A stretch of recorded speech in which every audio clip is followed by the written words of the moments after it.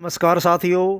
कल कांग्रेस के रणदीप सिंह सुरजेवाला ने एचटेट आउट ऑफ सिलेबस को लेकर प्रेस कॉन्फ्रेंस की और सरकार को जो है जमकर फटकार लगाई। कई सवाल पूछे रणदीप सुरजेवाला ने, जिसमें कहा 12,52,422 युवाओं का जो भविष्य है वो अधर में लटका है, क्योंकि 2019 से 2023 तक एचटेट के आधार पर एक भी जो नियुक्ति है वो हरियाणा में नहीं हो सकी है। जो सवाल पूछे गए थे, क्या मुख्यमंत्री मनोहर लाल खट्टर और भाजपा जजपा सरकार जवाब देगी? जो सवाल पूछे गए सुरजेवाला की तरफ से वो इस प्रकार हैं। क्या कारण है साल 2019 से 2023 के बीच 5 बार एचटेट एग्जाम लेकर उसके आधार पर एक भी नौकरी किसी भी युवा को नहीं मिली? क्या यह हरियाणा के बेरोजगार युवाओं से क्रूर मजाक नहीं? दूसरा सवाल ये पूछा, क्या कारण है खट्टर सरकार हरियाणा के बेरोजगार युवाओं से एचटेट एग्जाम की 1000 से 2400 तक की फीस वसूल कर 125 करोड़ से ज़्यादा वसूली तो कर चुकी है, पर नौकरी एक भी नहीं दी?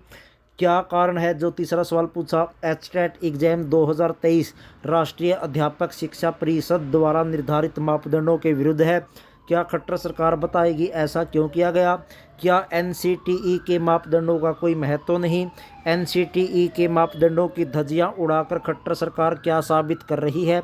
चौथा जो सवाल पूछा गया था वो इस प्रकार था, क्या एचटेट एग्जाम 2023 में खट्टर सरकार ने निर्धारित सिलेबस की खुली अवहेलना नहीं की?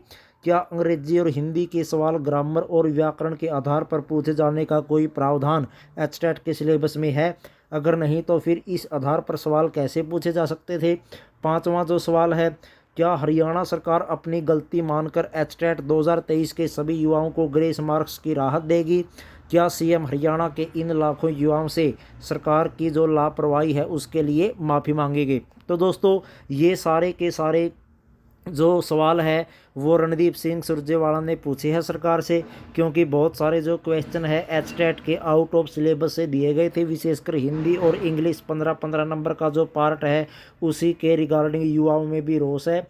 कल प्रेस कॉन्फ्रेंस की थी जिसमें एचटेट से रिलेटेड और टीजीटी से रिलेटेड जो धरना प्रदर्शन चल रहा है पंचकुला में, सीटी ग्रुप सीडी के बारे में, टीजीटी के बारे में, उनकी आवाज़ को उठाने का भी जो काम है वो रणदीप सुरजेवाला की तरफ से किया गया है। और ये कहा गया है कि 2019 से 2023 के बीच 5 बार एचटेट का एग्ज़ाम हुआ, जिसमें कुल 12,52,422 युवाओं ने भाग लिया। करोड़ों की जो फीस है वो सरकार की तरफ से ली गई, लेकिन एक भी जो भर्ती है वो एचटेट के आधार पर इन 4 सालों में नहीं की गई। और जो एचटेट आउट ऑफ सिलेबस दिया गया था वो क्यों दिया गया, ये सारे के सारे जो सवाल है वो सुरजेवाला ने सरकार से पूछे।